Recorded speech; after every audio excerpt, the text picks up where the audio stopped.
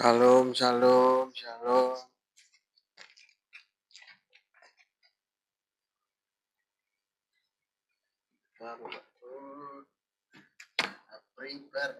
Kita prepare dulu.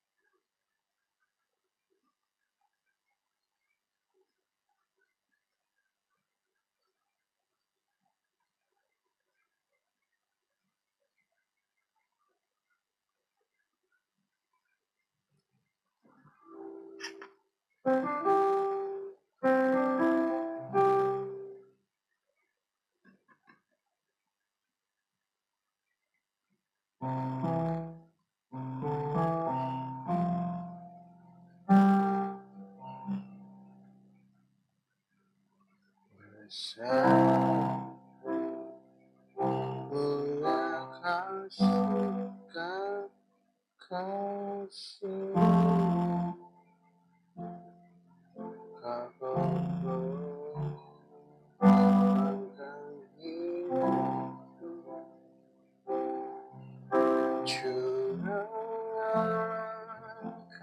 darahmu sebagai ganti dosa. Lunas kan? Ya. Shalom, shalom, shalom, shalom.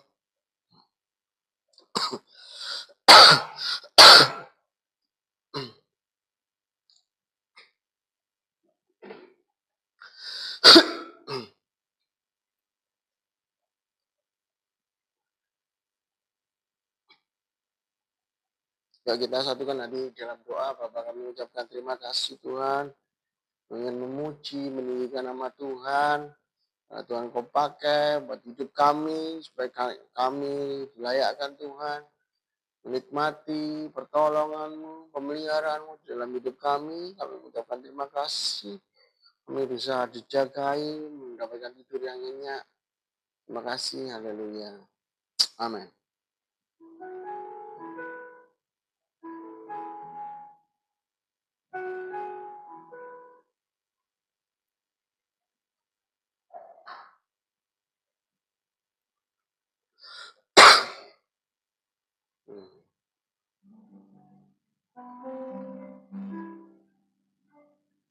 Besar, mulia kasih-kasih,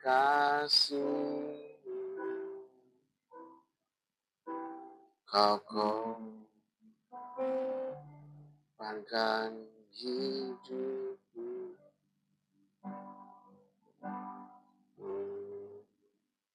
curahkan Murah dan darahmu sebagai nilai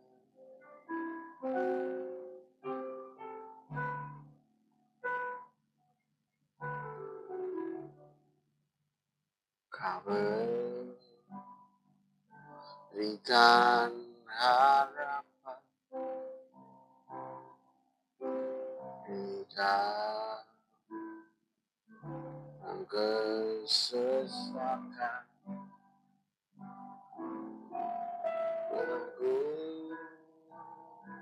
telah berbatangmu, Yesus Tuhan penebusku,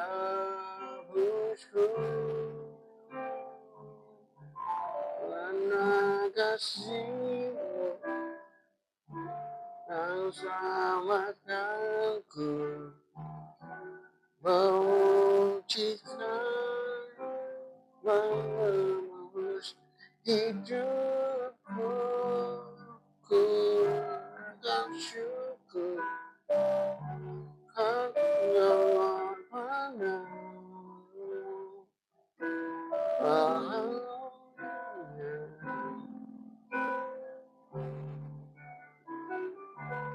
Karena kasih-Mu yang selamatkanku, menyucikan dan menebus hidupku, ku naikkan syukur buat pengorbananmu. Mahal mulia yang terindah karena kasih-Mu yang telah selamatkanku, menyucikan dan menebus hidupku, ku naikkan syukur buat pengorbananmu. Mahal mulia, mahal mulia.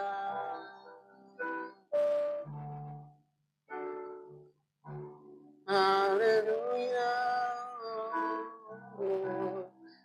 haleluya, haleluya.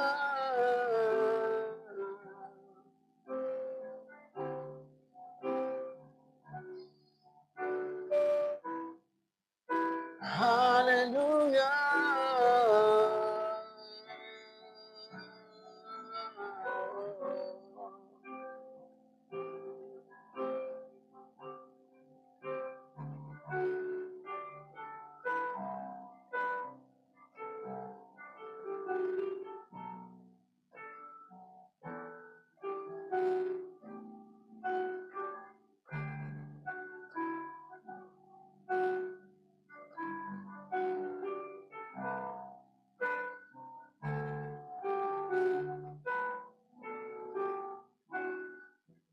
Haleluya.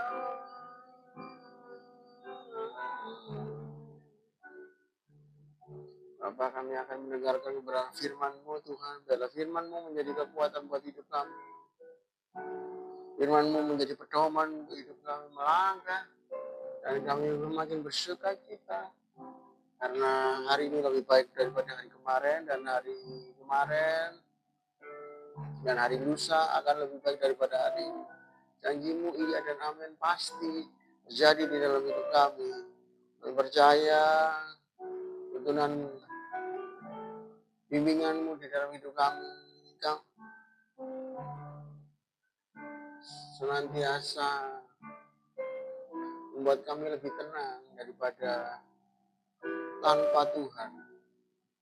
Terima kasih Tuhan, kami siap mendengarkan kebenaran dalam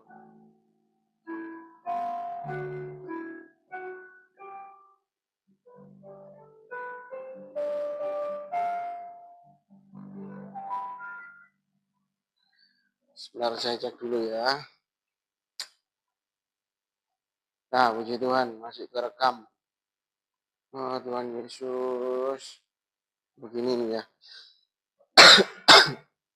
Oke, kita satukan hati untuk kita membaca firman Tuhan yang terambil di dalam Amsal pasal yang ke-19. Amsal pasal yang ke-19. Amsal yang ke-19. Bingung Bapak Ibu. Amsal pasal 19 ayat yang ke-6. Banyak orang mengambil hati orang dermawan, setiap orang bersahabat dengan si pemberi. Ya, iya.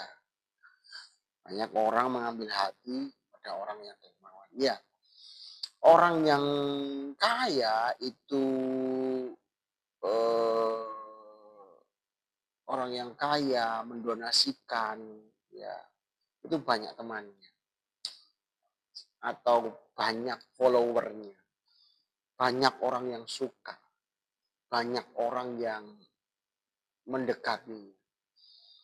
Tapi kalau orang yang tidak memberi, ya tidak banyak orang yang suka. Ya, tidak banyak orang suka.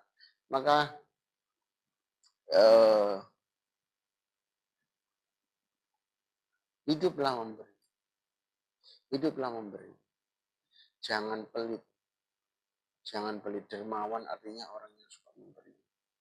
Orang yang tidak eman. Apa yang dia punya, dia akan beri. Jadi, jangan pelit Bapak Ibu Saudara. Jangan pelit. Sebab Tuhan juga ajarkan kepada kita, dia korbankan di atas kayu salib memberi. Kalau kita mau lihat dari Kejadian sampai kepada Wahyu, isinya cuma hanya pemberian korban syukur. Sebuah persembahan.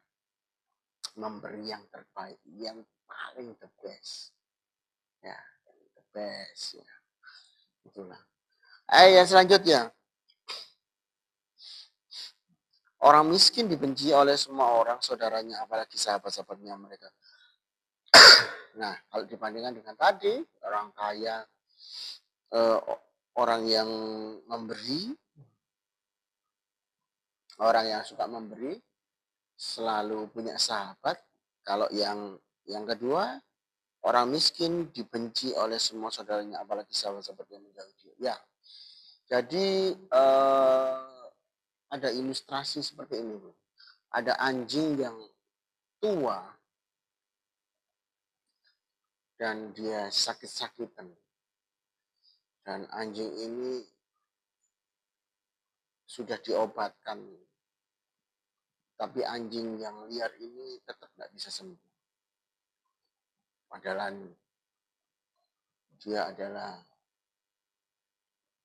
sekelas helder. Anjing pemburu, anjing yang kalau jantan itu keberaniannya luar biasa. Tetapi karena dia sakit dan dia udah tua,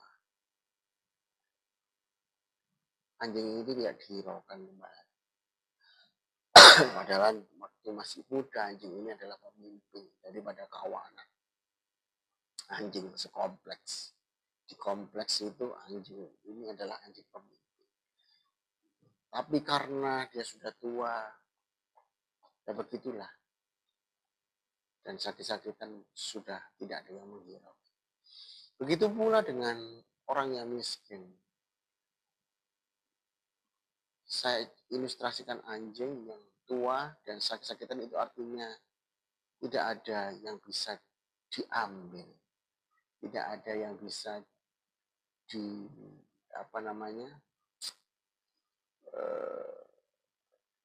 tidak ada yang bisa diambil, tidak ada yang bisa didapatkan ya. Ya akhirnya orang itu tidak respect. Ya. Terkadang orang itu hanya melihat kaya, dia dulu pemimpin, dia dulu orang hebat.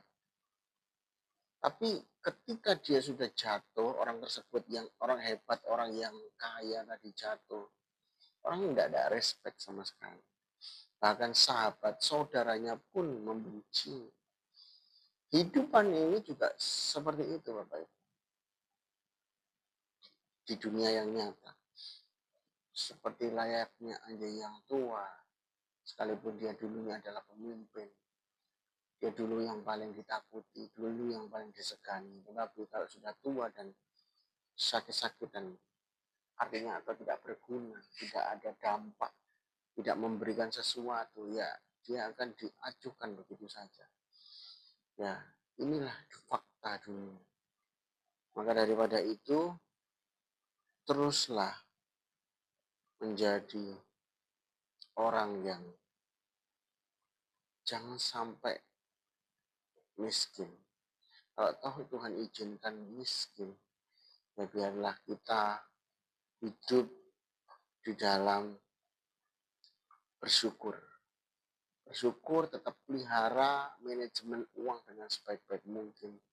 Jangan sampai kita itu hidup yang benar-benar, karena tangan Tuhan itu terlalu kuat buat setiap kita. Kalau konsekuensi orang miskin adalah diajukan oleh orang. Kalau Bapak Ibu, ada banyak ya, dunia ini itu dikuasai oleh yang namanya uang. Kaya tidaknya itu semuanya itu kan dihitung dari apa aset yang dia miliki, yang semuanya dinilai dengan uang. Tapi Bapak Ibu, kalau Bapak Ibu punya sesuatu yang lebih baik daripada uang, sukacita, damai di hati, oke, enggak masalah, enggak punya apa-apa. Tetapi tetap sukacita, damai di hati, tidak mudah marah. Ada loh ya yang miskin itu sombong, setengah mati, enggak bisa dirubah sama sekali. Gimana? Ayo dirubah seperti ini. Contoh ya, ada sebuah rumah di pinggir sungai. Saya tidak ingin kritik siapapun ya. Ini sebuah kisah nyata. Jadi dia itu membuat sungai itu tampak kotor. Jadi ini entah adakan di Jawa Barat atau di mana gitu ya, saya lupa. Nah, kemudian ingin supaya tidak ada banjir lagi dan tidak ada korban, rumah di pinggir sungai itu, rumah yang kumuh tadi disingkirkan, ditaruh di tempat yang lain. Orang yang miskin itu enggak mau loh, enggak mau. Apa dia bilang? Enak kan di sini, enak. Semuanya itu, air ada, segala macam ada. Di sana sulit air harus bayar, dan sebagainya. Ada loh yang miskin sulit diarahkan, ada miskin sombong. Nah, sudah tidak punya teman. Tapi kalau kita miskin, karena kita memilih untuk hidup Kristus, kemudian kita tidak punya keluarga, karena kita diajukan oleh keluarga, terus karena kita memilih Kristus, tidak punya keluarga, pekerjaan pun sulit, karena memilih Kristus tidak apa-apa. Hiduplah untuk hidup di dalam buah roh, dipimpin oleh buah roh. Saya percaya hidup dengan buah roh, Bapak Ibu akan menjadi punya kasih yang lebih, punya kesetiaan yang lebih, punya sukacita yang lebih.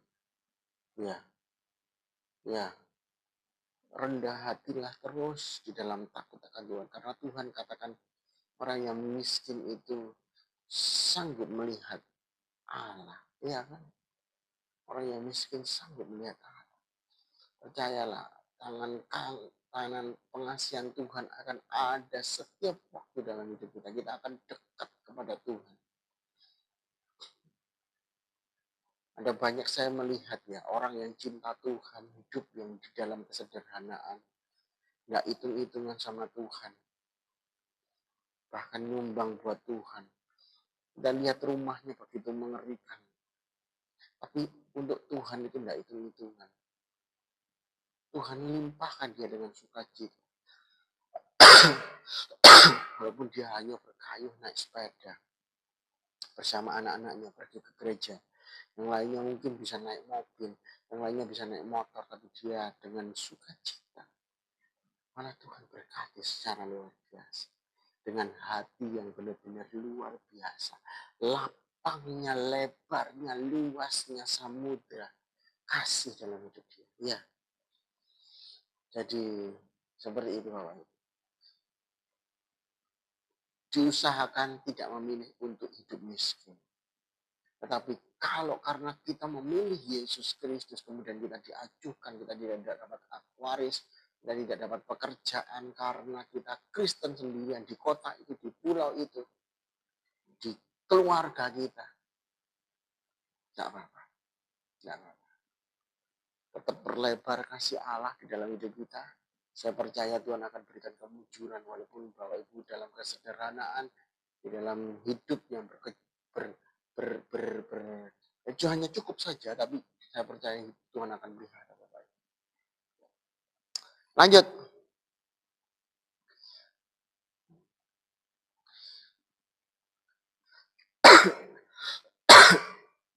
Siapa memperoleh akal budi mengasihi dirinya sendiri. Siapa berpegang pada pengertian mendapatkan kebahagiaan. Ya. Jadi orang yang menyimpan seperti ini Bapak Ibu. Ada seekor tupai yang menyimpan makanan di musim panas. Musim panas dia menyimpan makanan dengan baik.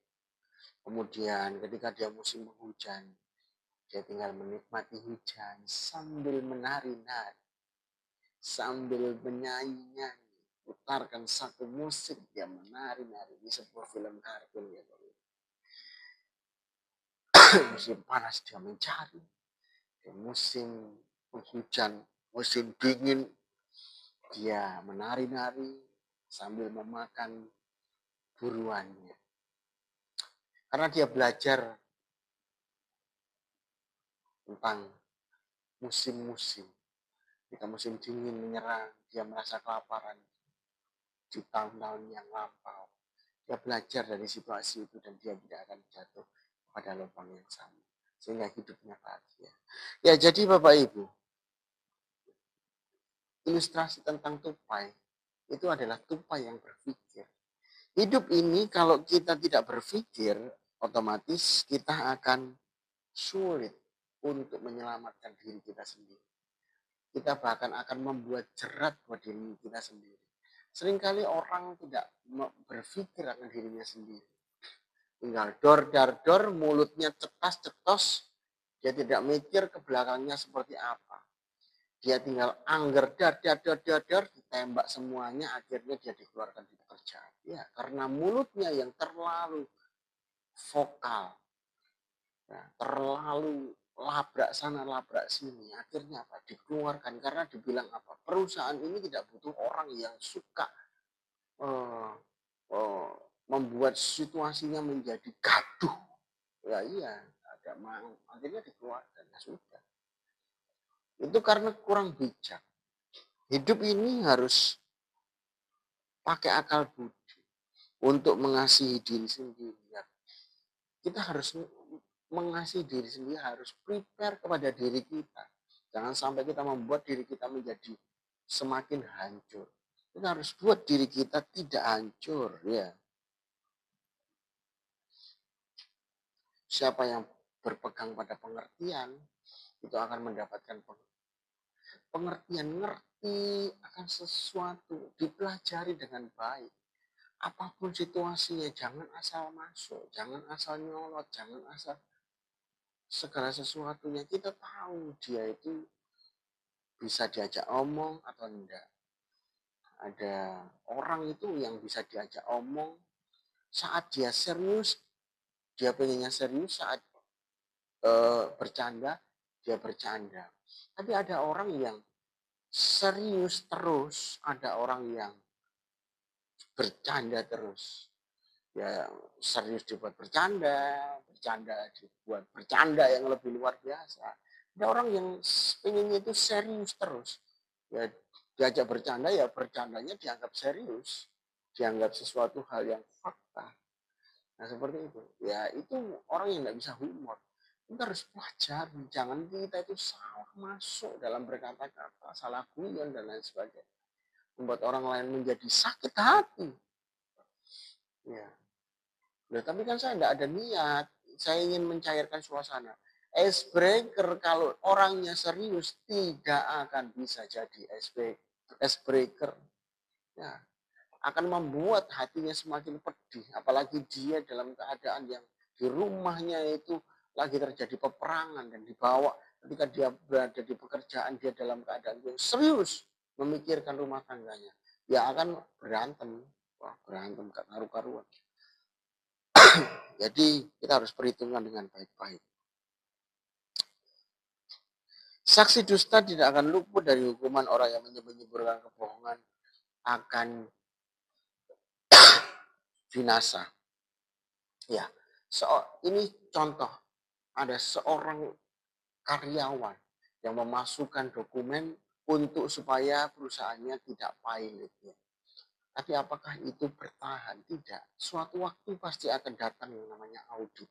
Dan audit itu akan mengetahui duduk permasalahannya, laporan yang sebenarnya terjadi. Apalagi dia lihat fakta, ternyata pengiriman barangnya tidak banyak. Otomatis keuntungan perusahaan itu juga tidak banyak. Nah, dia bisa lihat sirkulasinya tidak benar, kenapa keuntungannya bisa begitu besar. Artinya dia melaporkan tidak dengan sejujur-jujurnya. Kebohongan suatu waktu akan tercium juga. Bangkai ditutupi dengan serapi-rapinya suatu waktu akan tercium juga. Jadi jangan sampai kita melakukan kebohongan atau melakukan hal-hal yang tidak baik, dusta, menyembur-nyemburkan. Karena suatu waktu pasti akan. Sama seperti ketika ada seorang saksi di dalam suatu pengadilan sudah disumpah dengan Alkitab untuk bersaksi dengan sejujur-jujurnya. Disumpah dengan kitab agama lain, bersaksi dengan sejujur-jujurnya. Tapi ketika dia memberikan kesaksian, dia malah membuat yang korban menjadi tersangka, yang tersangka menjadi korban. Kebohongan akhirnya memutarbalikkan fakta yang harusnya yang korban itu benar-benar korban dan harus dilindungi, malah yang korban menjadi terpidana, tersangka. Akibat apa? Kebohongan. Berbahaya sekali kebohongan. Kebohongan ini sangat menjadi bahaya di negeri kita juga. Kebohongan sangat menjadi. Jangan bangun sebuah hubungan dengan kebohongan. Hubungan percintaan dengan kebohongan. Kita harus jujur kepada pacaran. Kalau pacaran ya ketahuilah karakternya. Terimalah dirimu apa adanya dengan cara kita ngomong. Aku enggak punya apa-apa loh ya. Aku hanya punya Tuhan Yesus dalam diriku. Aku hanya rajin kaya. Mobil itu mobil perusahaan. Bilang aja apa adanya. Kadang-kadang kita nggak terbuka dan itu menyebabkan menjadi orang berekspektasi terlalu tinggi. Calonku punya mobil. Terlalu berekspektasi terlalu tinggi. Jangan sampai kita keliru akan hal-hal itu. Jadi kita harus semuanya hubungan. Ungkapkan semuanya apa adanya dengan sejujur-jujurnya. Jangan sampai kita hubungan. Apabila Bapak Ibu tidak punya, tidak bisa mengutangi, bilang saja aku tidak punya. Daripada Bapak Ibu mengadakan, Bapak Ibu akhirnya kebulet utang sendiri yang dia sudah selesai utangnya, Bapak Ibu malah yang terlilit oleh hutang. Ya. Ingin menolong, tapi ingin sungkan kepada orang. Hati-hati dengan kata sungkan yang biasanya ada di dalam orang Jawa. Kita kan hidup di Jawa Timur, Jawa Tengah, ya, Jawa Barat. Kata sungkan ini bahaya ya. Jangan sampai terjadi dan menjerat kita. 10. Kemewahan tidak layak bagi orang bebal apabila bagi orang budak memerintah pembesar. Ya, saya ada sebuah ilustrasi. Ada seseorang yang tiba-tiba dia nonton di sebuah kuis. Kuisnya bilang gini, ya ketika dia live, yang pembawa acaranya, hostnya bilang, ya Bapak Ibu, kita akan kocok nomor telepon yang Bapak Ibu sudah telepon, yang sudah telepon kepada kami, ke admin kami, kita akan kocok kemudian nomornya keluarnya 08 sekian sekian sekian sekian, silakan telepon kepada admin kami. Bapak Ibu akan mendapatkan uang sebesar 1 M. Nah, kebetulan orang tadi itu nonton. Loh, nomor itu kok nomorku ya? Dia kaget setengah mati. Wah, nomorku. Akhirnya telepon kepada admin. Iya, Bapak mendapatkan hadiah 1 M karena Bapak adalah pelanggan setia, pembeli setia kami. Dari sekian puluh ribu orang, Bapak termasuk pembeli sekian kami, otomatis Bapak nomornya diundi dan nomor Bapak adalah nomor yang keluar dan mendapatkan hadiah 1 M. Silakan ambil ke kantor kami untuk membawa KTP dan nomor teleponnya beserta nomor teleponnya. Nah, dia membawa, dia benar-benar mendapatkan 1 M dan itu ditransfer ke banknya. Nah, ketika dia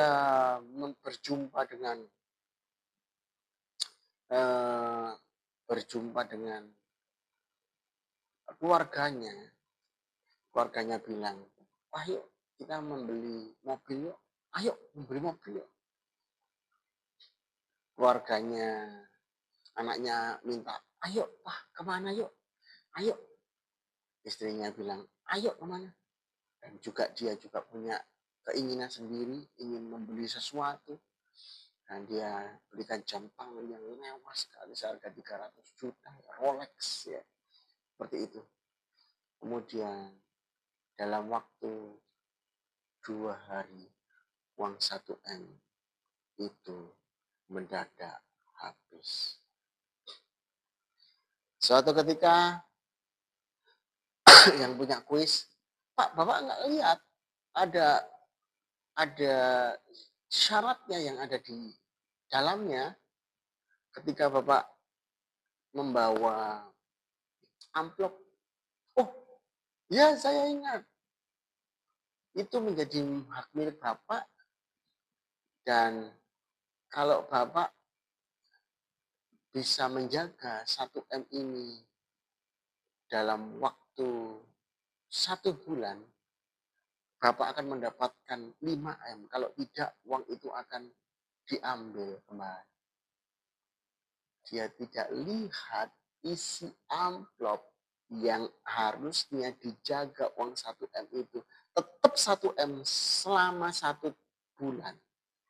Untuk ketentuan, biar administrasinya selesai dulu, walaupun uangnya sudah ditransfer, baru boleh uangnya dipergunakan. Setelah itu nanti akan diberikan hadiah 5 M lebih lagi. Dia sudah pergunakan uangnya buat beli jam Rolex 300. Anaknya minta sesuatu, belikan mobil. Habis tak tersisa. Apa akhirnya kita bisa kita pelajari? Dia hutang untuk 1 M itu, untuk mengembalikan 1 M. Seseorang yang kalau tidak kuat menerima berkat Tuhan, tidak bisa dikembangkan uang itu. Harusnya sama seperti talenta. Talenta kan uang. Itu 1 talenta itu sekitar 36 atau 300 juta ya. Saya lupa ya. 300 juta mungkin ya. 36 juta. Ya, sekitar 36 juta itu 1 talenta. Tuhan ingin kembangkan menjadi 3 talenta, 5 talenta. Itu yang Tuhan maksud. Kita terima berkat Tuhan, dikelola yang baik. Cukupkanlah apa yang ada dan limpahkan menjadi lipat kali ganda. Itu yang Tuhan mau. Bukan tiba-tiba habis gitu dan selesai. Ya, seorang pemabuk dikasih uang 1 M, saya percaya dia itu tidak akan bisa mengelolanya. Dia akan belikan itu minuman keras. Seorang narkoba dikasih uang 1 M, dapat hadiah 1 M. Dia akan gunakan itu untuk narkoba, beli narkoba yang lebih banyak. Jadi orang yang tidak siap mendapatkan berkat, ketika dia terima hadiah terbesar berkat, ya dia tidak akan bisa menerimanya itu dan tidak bisa mengembangkan. Makanya Tuhan seringkali tes kita, seberapa kita siap untuk terima berkat. Tes karakternya. Kita disuruh untuk ada di dalam lembah kekelaman, dalam kemiskinan. Agar apa? Mengolah keuangan dengan baik dan benar. Dikasih berkat sedikit, gimana? Kalau belum, Tuhan akan kembalikan lagi kepada dasar ekonomi. Agar apa? Kita bisa mengelola dengan baik dan benar. Ya, Tuhan inginkan itu sebenarnya. Jadi, Bapak Ibu, jadilah orang yang bijaksana, yang bisa dipercaya oleh Tuhan dalam banyak hal, termasuk keuangan, termasuk tutur kata, termasuk ucapan, termasuk tingkah laku kita, ya. Dalam kekayaan, kalau bisa dermawan, orang yang mudah, orang yang dapat dipercaya, saya percaya, akan Tuhan limpahkan berlipat kali dalam hidup kita. Mari kita tutup mata, kita ada dalam doa. Bapak, kami mengucapkan terima kasih Tuhan. Pagi ini kami sudah selesai doa pagi. Kami ingin masuk di dalam pokok-pokok doa kami. Tuhan, kami berdoa buat bangsa dan negara kami yang kami cintai. Kami mencintai Indonesia yang kami cintai. Biarlah Tuhan berkati kami, berkati Indonesia. Biarlah Indonesia dipulihkan dari mulai Sabang hingga Merauke. Kami berdoa Tuhan, biarlah ada pemulihan juga dari kota-kota sampai ke pedalaman Tuhan. Infrastrukturnya diperbaiki. Semuanya Tuhan, administrasinya diperbaiki Tuhan. Untuk kepengurusannya juga diperbaiki. Program-programnya jalan semuanya. Semuanya dari mulai kota sampai ke pedalaman Tuhan. Berkati pemerintah kami mulai dari Pak Prabowo, wakilnya Mas Gibran, jajarannya sampai ke RT RW. Kami berdoa di dalam nama Tuhan Yesus mereka diberikan hikmat Tuhan biar bisa menyelesaikan masalah ekonomi di negara kami Tuhan. Kami percaya di dalam nama Tuhan Yesus, di dalam nama Tuhan Yesus. Kami berdoa juga Tuhan buat yang setiap kami yang sakit, batuk, pilek Tuhan. Kami berdoa asma, kanker Tuhan yang terbaring di rumah sakit maupun di rumah. Kami berdoa bila dokter yang dipakai, kami dipercaya untuk bisa menangani kami. Kami percaya Tuhan memberikan hikmat buat dokter ini supaya Tuhan bisa menganalisa sakit yang dimana kami benar-benar titik sakit utama kami Tuhan di dalam nama Tuhan Yesus sehingga sakit kami bisa diobati dengan sembuh dan kesembuhan Tuhan jamin di dalam hidup kami dan kami bisa pulang pagi ini dengan sukacita yang datangnya daripada Tuhan. Terima kasih Tuhan. Kami berdoa juga Tuhan buat setiap kami yang hari ini kami mau sip pagi. Kami berdoa Tuhan berangkatnya, Tuhan jagai kami, sertai kami, jauhkan kami dari segala kecelakaan di dalam lingkungan pekerjaan juga Tuhan. Jauhkan kami Tuhan terjadi kecelakaan dari alat-alat alat-alat pabrik di sana Tuhan. Di dalam nama Tuhan Yesus ketika kami bekerja dan pulangnya juga Tuhan jauhkan kami dari kecelakaan, dari tabrakan apapun Tuhan. Lindungi kami, sertai kami Tuhan. Kami juga berdoa Tuhan buat setiap kami Tuhan yang juga berangkat sekolah hari ini. Jagai kami Tuhan. Supaya di sekolah kami juga yang ada yang ulangan Tuhan memberkati kami supaya kami bisa mengerjakan ulangan ini dengan baik dan benar Tuhan. Kami berdoa kami menjadi anak yang berprestasi, takut akan Tuhan dan senantiasa diberkati dalam limpah akan pengetahuan sehingga kami menjadi anak yang unggul, menjadi tulang punggung bangsa dan negara kami di esok kelak Tuhan. Di dalam nama Tuhan Yesus kami berdoa. Nah, biarlah Tuhan juga pulangnya kalau Tuhan kau menyertai kami dengan selamat tanpa kurang satu apapun, menjaga kami dengan belas kasihan Tuhan. Kami berdoa juga Tuhan untuk yang belum punya pasangan, biarlah Tuhan Kau mengaruniakan jodoh yang datangnya daripada Tuhan, yang cinta Tuhan, yang membawa kami Tuhan di dalam takut akan Tuhan, dalam peribadatan, kesetiaan kepada Tuhan. Kami berdoa di dalam nama Tuhan Yesus. Tuhan pilihkan setiap anak-anak-Mu untuk jodoh yang sesuai dengan apa yang Tuhan inginkan Tuhan. Yang seiman, yang seia sekata Tuhan dalam suka dan duka dalam nama Tuhan. Kami berdoa Tuhan buat setiap kami yang ingin memulai usaha, yang masih merintis usaha. Kami percaya Tuhan, topangan tangan-Mu akan membuat kami lebih diberkati Tuhan. Kami percaya Tuhan, masakan kami dibuat Tuhan menjadi enak. Apa yang kami kelola Tuhan, apa yang kami jual, semuanya pelayanan kami terbaik Tuhan. Dan berkesan kepada pelanggan-pelanggan kami bukan semakin sedikit, tapi semakin banyak dan banyak menjangkau orang di dalam nama Tuhan Yesus. Anak-anak Tuhan yang mengandalkan Tuhan, kami percaya diberkati Tuhan secara luar biasa. Usahanya diberkati, apa yang kami jamah semuanya Tuhan buat berhasil. Di dalam nama Tuhan Yesus kami percaya akan kuat kasih Tuhan di dalam hidup kami. Untuk menjamah bisnis kami Tuhan diberkati secara luar biasa. Dan bisnis kami bisa bertahan, perusahaan kami bisa bertahan. Di dalam nama Tuhan Yesus di tengah situasi ekonomi bangsa Indonesia yang tidak baik-baik saja. Dalam nama Tuhan Yesus kami serahkan ke dalam tangan Tuhan. Kami akan menyelesaikan doa pagi ini. Kalau damai sejahtera Allah yang melampaui segala akal akan memelihara hati dan pikiran kita dalam Kristus Yesus yang percaya, katakan amin. Tuhan berkati kita dalam doa pagi yang selanjutnya. God bless you all.